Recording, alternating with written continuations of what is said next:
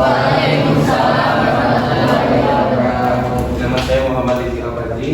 Kalian bisa panggil saya Bang Rizik, Bang Rizik atau apapun itu terserah kalian. Ya, saya panggil kalian supaya lebih akrab, rekan-rekan saja ya. Tidak perlu AA dan TT, tidak perlu Akang dan TT. Saya pengen panggil kalian itu dengan panggilan rekan-rekan, nggak masalah ya. Yang nggak masuk atas nama siapa? Suci sama Najwa. Berarti dua ya, perempuan ya. Oke, ada yang tahu alasannya berapa? Sakit dua-duanya. Berarti yang lainnya jumlahnya yang masuk ada 28 orang, betul?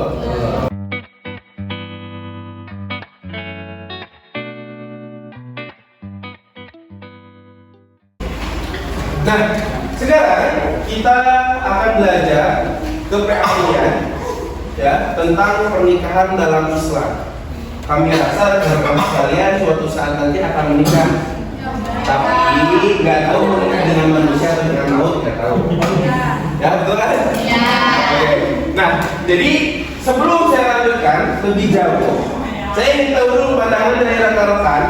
Barangkali ada yang sudah mengetahui pernikahan itu apa?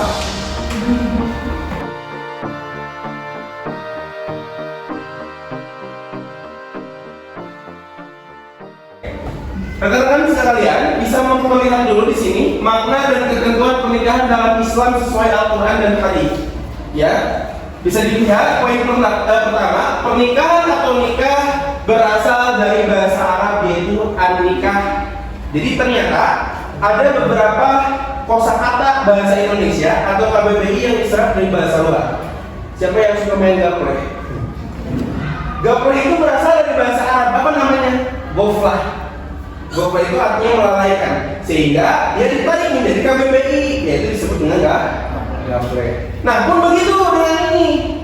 An-nikah itu bahasa Arab diserap bahasa Indonesia menjadi nikah, dan masih banyak ya lain. Poin yang kedua, nikah secara harfiah artinya himpunan adamu. Nah, tadi kan menghimpun dua insan yang saling mencintai, atau mungkin bertepuk sebelah tangan, atau mungkin tidak mencintai di antara keduanya, tapi dijodohkan. Itulah yang disebut dengan himpunan. Ya. Oke. Yang kedua, kumpulan al-jam'i, dikumpulkan dua insan sama. Yang ketiga itu adalah hubungan intim. Hubungan intim atau yang disebut dengan al-watu. Oke, ini kebetulan kan kelas 12 kimia ya, 12 IPA. Berarti sudah belajar tentang biologi kan? Pasti.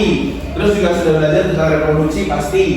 Nah, jadi pernikahan itu dia menjadi salah satu sarana agar kita itu halal dalam melakukan hubungan itu. Bukan salah satu sarana, satu-satunya sarana.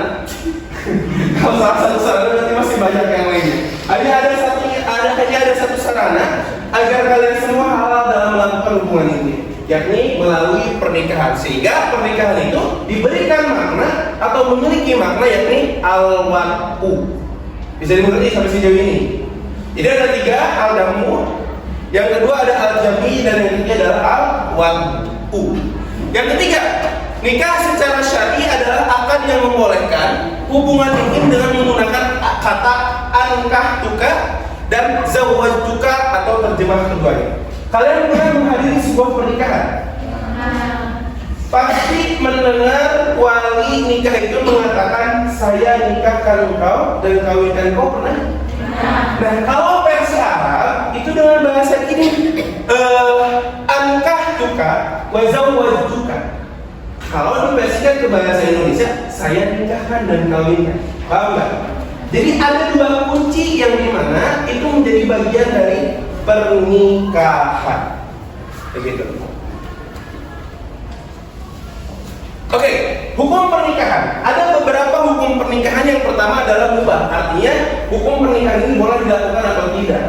Begitu. Yang kedua itu adalah hukumnya wajib. Maksudnya wajib apa?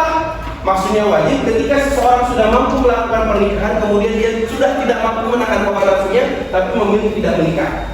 Contoh, ada seorang lelaki, dia mapan, dia sudah siap dari segi ekonomi, kemudian dia sudah tidak tahan dengan hawa nafsunya, tapi bukan malah memilih menikah, melainkan malah datang ke diskotik, melampiaskan hawa nafsunya kepada para pelacur yang ada di sana. Maaf ya, saya mengatakan para pelacur, gak mau buku malam. Kita harus membiasakan menyebutkan kata-kata yang memang itu dibenci untuk didengar. Jangan sampai orang-orang itu sebut kupu-kupu malam bangga kupu-kupu. Katakan aja pelacur. Koruptor jangan katakan koruptor, tukang maling. Biar mereka benci dengan kata-kata itu sehingga meninggalkan perbuatan. Jadi jangan sampai teman-teman ini menyebutkan satu kata yang dimana dibiaskan, padahal perbuatan itu buruk. Paham ya? Oke. Jadi saya katakan pelacur. Nah, inilah yang disebut dengan pernikahan wajib. Dia sudah mampu secara fisik, sudah mampu secara keuangan, sudah mapan.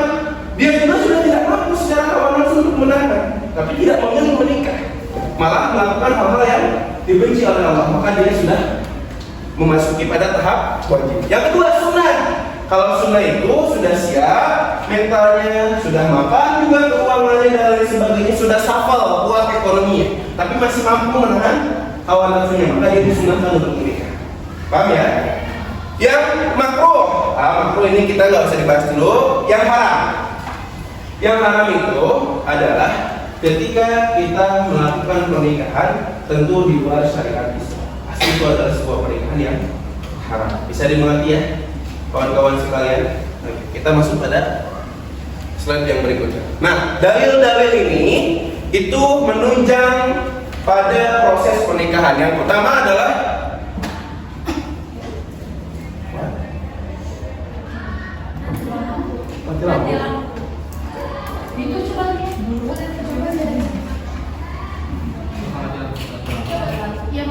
gak apa-apa. Ya, kita lanjutkan. Dalil nakli tentang pernikahan itu ada beberapa. Yang pertama adalah Quran surah An-Nisa ayat 1, di mana dikatakan di sana, ya ayyuhan nasu taqu rabbakum alladzi khalaqakum min nafsin wahidah wa khalaqa minha bla bla bla bla pokoknya. Ya.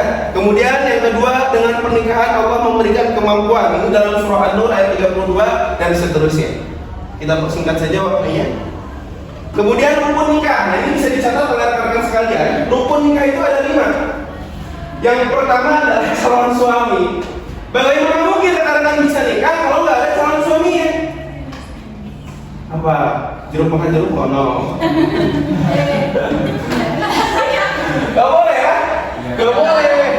Bahkan kan seorang presiden di negara mana yang mengatakan bahwasanya kalau ada orang yang lesbi, ada orang yang dia itu homo, bukan homo sapiens, homoseksual, begitu ya, maka penjaraan keduanya dan keluarkan dari penjara ketika dia menghasilkan seorang anak. Kata seorang presiden begitu. Jadi A dan B, kalau misalkan ada orang yang udah nggak normal, dia nikah sesama jenis, penjarakan hukuman. Dia boleh keluar kalau misalkan menghasilkan anak. So, ya udah, berarti mereka itu harus sudah sadar bahwa itu adalah sesuatu yang tidak normal. Makanya yang pertama itu harus ada calon suaminya. Dan yang kedua adalah calon istri. Nah, ini baru nih, bukan jeruk nih, saling melengkapi ya. Kenapa? Kok ketawa? Kamu nikah sekarang? Enggak dulu. Oh enggak dulu, kan istrinya udah ada. Belum sukses. Oh belum sukses. Emang orientasi sukses itu kayak gimana? Gimana masa depan aja? Ya, jangan gimana nanti, tapi nanti gimana? Oke, ya itu. Yang kedua adalah calon istri. Jadi yang pertama adalah calon suami, yang kedua adalah calon istri. Yang ketiga itu adalah wali calon istri. Nah, dalam pernikahan itu harus ada walinya, rekan-rekan sekalian. Yang tadi saya katakan, saya nikahkan engkau dan kawinkan engkau. Itu adalah ucapan dari seorang wali. Nah, wali ini biasanya itu adalah dari kalangan ya wanita, dan juga yang harus menjadi wali itu adalah dari seorang laki keluarga laki-laki. Contoh, Neng, siapa namanya Neng? Dari siapa namanya? Indri itu mau nikah sama si James misalkan. Ya. Maka yang menjadi wali Teteh adalah ayah kandung Teteh. Kalau misalkan enggak dengan ayah kandung, maka dengan saudara kandung laki-laki. Kalau tidak dengan saudara laki-laki, maka dengan paman seayah. Kalau pamannya enggak ada, maka papi seayah. Jadi semua dari keturunan ayah, laki-laki yang dia. Gak bisa dari paman ibu, misalnya bisa dari ayah. Jadi kalangan ayah bisa dimengerti. Makanya itulah kenapa perbuatan zina tidak bisa diwakilkan oleh siapapun. Mohon maaf ya rekan-rekan, ketika misalkan ada anak yang lahir itu dari hasil perzinahan, anaknya itu fitrah. Maka yang dipikirkan adalah kasihan masa depan anak ini. Masa depan anak ini ketika dia wanita, maka dia tidak bisa diwalikan oleh siapapun. Fitrah itu dalam keadaan suci. Jadi nggak ada anak hasil perzinahan dia disebut betul, nggak ada, semua anak itu suci. Dari mana dia tahu bahwa dia hasil dari perzinahan? Betul nggak? Jadi semua anak itu suci. Makanya kata Allah, aku tidak memandang manusia itu dari apapun kecuali dari ketakwaan. Kan gitu kata Allah. Betul nggak? Ya, makanya anak itu yang kasihan. Pikirkan masa depannya. Kalau wanita dia nggak bisa diwalikan oleh siapapun, oleh ayahnya nggak bisa, karena dia itu lahir karena dihasilkan pilihan pernikahan. Kalau laki-laki gimana? Kalau laki-laki dia tidak bisa menjadi wali anaknya nanti, atau misalkan tidak bisa menjadi wali dari saudaranya.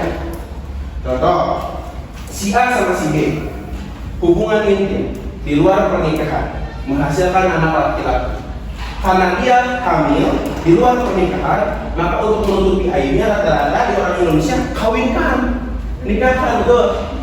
Nah, ketika menikah, nanti punya anak lagi perempuan, maka perempuan itu kan otomatis bisa dikatakan adiknya si laki-laki. Maka laki-laki ini tidak bisa menjadi wali untuk perempuannya, tidak bisa menjadi wali untuk adiknya. Makanya kasihan kalau dia laki-laki maupun perempuan.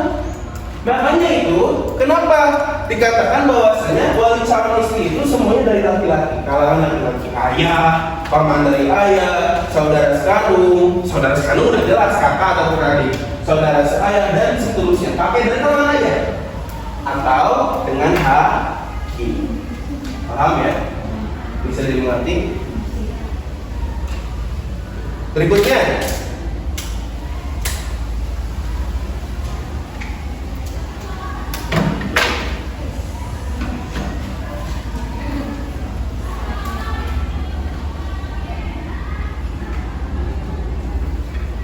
oke, kita lihat dari sini aja ya.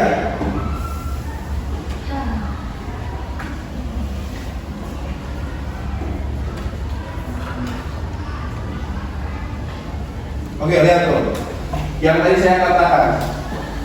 Berikut ini beberapa ayah kandung, kakek, saudara kandung laki-laki, saudara laki-laki seayah, sepupu boleh, tapi harus dari ayah. Ayah punya adik, ayah punya kakak, maka nanti anaknya yang laki boleh mewakili atau menjadi wali. Tapi kalau ibu punya adik, punya kakak, kemudian punya misalkan anak laki-laki, nggak bisa karena dia adalah dari seorang ibu.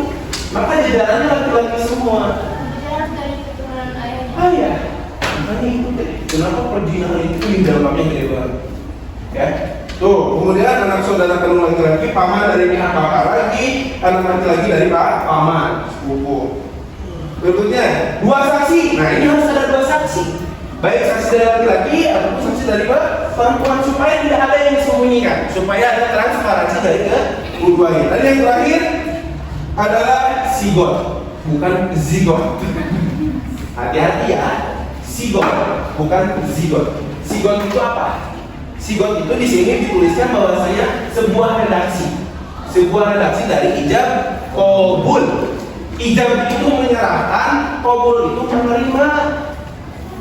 Ya, jadi harus ada ijab dan qabul. Kalau ijab doang nggak bisa, apalagi qabul. Gimana kita mau qabul? Qabul itu kan menerima, sedangkan nggak ada yang ijab, nggak ada yang nyerahin. Gimana mau menerima?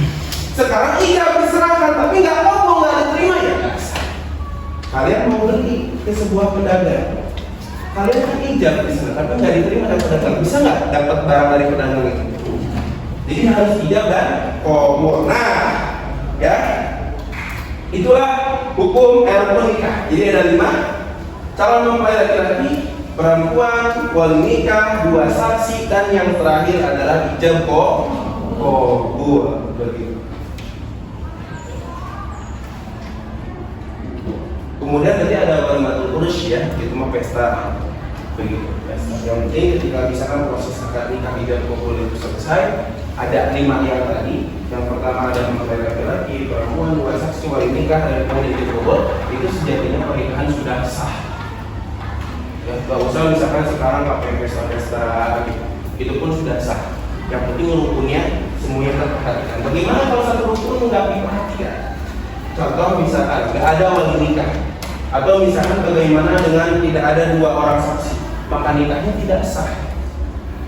Karena satu rukunnya hilang. Makanya rukun ini mempengaruhi pada sah atau tidaknya sebuah ibadah. Kalau kalian misalkan sekarang dulu, kemudian ada satu rukun yang tertinggal, rukunnya nggak sah. Kalau kalian sholat ada satu rukun yang dimana rukunnya tertinggal atau tidak dilakukan, maka tidak sah. Ketika pergi haji rumah satu rukun tidak digunakan atau tidak dipakai, maka tidak sah. Pun begitu dengan pernikahan. Maka semuanya harus ada proses bagaimana memperhatikan rukun-rukun sebuah ibadah.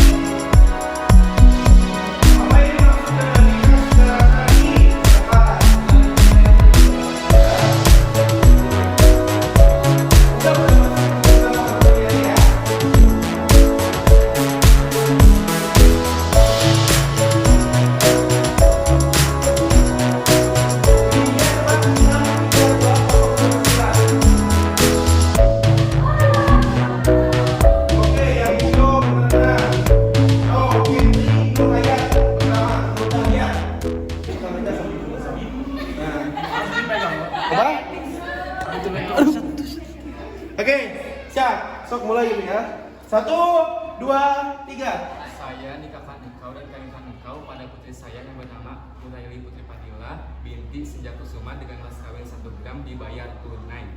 Saya terima dan nikahnya. Ini Pak Bro. Ini bukan bercandaan ya. Gak usah diulang dari awal. Karena nanti ketika proses pelayanan ada juga yang gagal. Pelan-pelan ya. Pelan-pelan.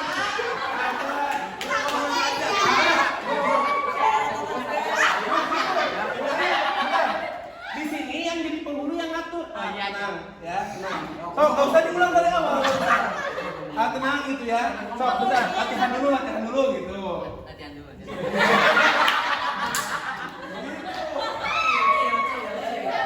Santai. Ya, mau latihan apa langsung? Gitu tanya dulu dong, dulu.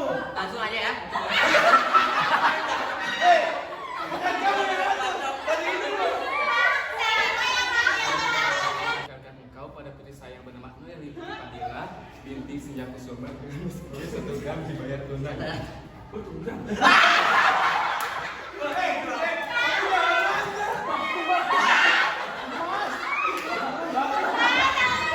Termasuk juga praktek sudah kita lakukan tentang pernikahan dalam Islam. Jadi juga kita mempelajari pengertiannya apa, kemudian juga rukunnya itu apa saja. Ternyata ada 5, begitu. Dan ternyata juga ada beberapa hukum yang nanti mempengaruhi pada pernikahan dalam Islam. Ada yang disebut dengan sunnah, wajib, haram, makruh, bahkan mubah. Misal ada pasangan kasih, Ya. 3 anak di luar nikah. Nah, itu apa mereka mempunyai nasab dari bapaknya? Oke, ini berarti tadi agak membelot pada pembahasan tentang pernikahan yang wajib ya. Jadi dia kuat secara mental maupun secara ekonomi, tapi memilih untuk tidak melakukan pernikahan. Padahal nafsunya sudah tidak kuat, tapi malah memilih melakukan kemaksiatan dengan cara berzina di luar sana. Nah, maka nanti ketika menghasilkan anak, bagaimana posisinya? Tentu anak ini tidak memiliki nasab. Begitu. Anak ini dia hanya satu darah, tapi tidak ada hak yang akan didapatkan dari seorang ayahnya. Dia kalau misalkan anak perempuan berarti nggak bisa diwarikan oleh ayahnya. Kalau anak laki-laki dia nanti tidak bisa menjadi wari untuk adiknya kalau sekiranya nanti dia punya adik dari ayah yang sama dan ibu yang sama. Termasuk juga tidak akan mendapatkan warisan. Ada yang bertanya? Teteh mau nanya apa? Dan yang tadi itu belum dijelasin yang tentang pernikahan lampu. Ya, terus? Terus sama yang apa yang dimaksud dengan pernikahan haram. Oh gitu. Ya, pernikahan makro itu sebagaimana yang tadi sudah dijelaskan, cuma ternyata pada Allah kan mati lampu, ya. Pada Allah mati lampu, kita tidak bisa membahas melalui PowerPoint. Pernikahan makro itu ketika misalkan seseorang tidak safal dalam masalah ekonominya belum kuat, tapi dia udah siap atau misalkan ingin menikah, maka di sana terjadi pernikahan makro. Begitu. Ataupun pernikahan haram yang kayak KDRT, tadi kan ada yang menyebutkan Gilead dan Rizky Bilar, katanya Rizky Bilar, tampan tapi suka menyakiti, katanya kan begitu, ya Rizky Bilar. Maka itu adalah pernikahan haram. Dia menikahi wanitanya, terus kemudian dia menyakitinya. Kita juga bisa melihat bagaimana saat itu Umar bin Khattab, ya sama istrinya dimarahin, ya kemudian pengen curhat sama Rasulullah, ternyata ketika datang ke rumah Rasulullah pun sedang dimarahi sama istrinya. Bukan karena takut, bukan, tapi hanya ingin menunjukkan rasa kasih sayang, ingin menghormati istrinya. Lalu itu kan? Ya? Kan kalau di rukun nikah itu ada yang namanya itu 2 saksi ya. Ya. Nah 2 saksi itu kan 2 orang. Itu diharuskan untuk 2-nya laki-laki atau 2-nya perempuan atau dicampur gitu. Harus laki-laki. Saksi itu harus laki-laki. Dari kalangan perempuan dan juga kalangan laki-laki. Ada lagi ah? Teteh mau nanya?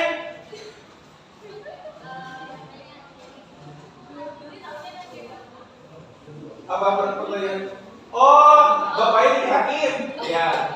Ya, bagaimana katanya? Pertanyaannya kalau misalkan bapaknya jadi hakim, sedangkan kalau misalkan bapak yang dia melakukan perzinahan kemudian punya anak kan nggak bisa jadi wali, tapi ternyata dia hakim. Sebagaimana hakim itu termasuk pada salah satu orang yang dapat mewalikan pernikahan. Maka kasus-kasus itu ya layaknya kasus-kasus yang ada di Indonesia sebetulnya. Kalau misalkan memang seperti itu, saya rasa belum ada yang sejauh ini. Kalau misalkan ada bisa di-sharing lagi. Begitu. Ya, pertanyaan apa? Menikah dengan saudara yang jauh gimana? Gak jadi masalah. Kalian mau nikah sama anak paman boleh. Apakah ini masalah pernikahan gimana? Apa? Kalian harus tahu tentang mahram dan bukan mahram. AA dan ini bukan mahram. Awas, bukan muhrim bahasanya, tapi mahram. Kalau muhrim itu orang yang ihram, yang lagi umroh, yang lagi haji. Kalau misalkan lawan jenis itu namanya mahram. Mahram itu siapa saja? Saudara kandung, ayah, paman. Kemudian terus siapa saja yang bukan mahram? Tapi itu pada pembahasan yang berbeda sebetulnya. Ya, bagaimana dengan kakak ipar, punya kakak, kemudian menikah dengan laki-laki lain, maka teteh kedudukannya bukan mahram dengan kakak ipar itu. Jadi sebetulnya nggak boleh salam sama kakak ipar juga. Makanya ada yang disebut dengan nikah naik ranjang turunan. Pun begitu dengan sepupu. Karena sepupu itu bukan termasuk mahram kalian. Paham ya? Yang mahram itu adalah pamannya. Ibaratnya gini Kak, saya kan punya ibaratnya Anda punya akad diri. Apa? Punya akad diri, tapi kalau nikah itu Tidak boleh, boleh kakak diri. Tidak boleh ketika kakak diri itu satu susu dengan ibu. itu berbeda. Oke? Gitu? Ada lagi? Nggak ada? Kalau nggak ada, saya ucapkan terima kasih banyak atas perhatiannya rekan-rekan sekalian. Mudah-mudahan sukses selalu di jenjang berikutnya. Ya, terima kasih banyak juga. Saya belajar dari rekan-rekan. Jujur bahwa saya bertambah ketika rekan-rekan muncul pertanyaan ini. Kedepannya, ketika ada pertanyaan yang sama, saya tidak perlu khawatir. Karena ini pernah ditujukan kepada saya ketika praktek di sini. Ya, bukan. Terima kasih banyak. Aku kalian. Assalamualaikum warahmatullahi wabarakatuh.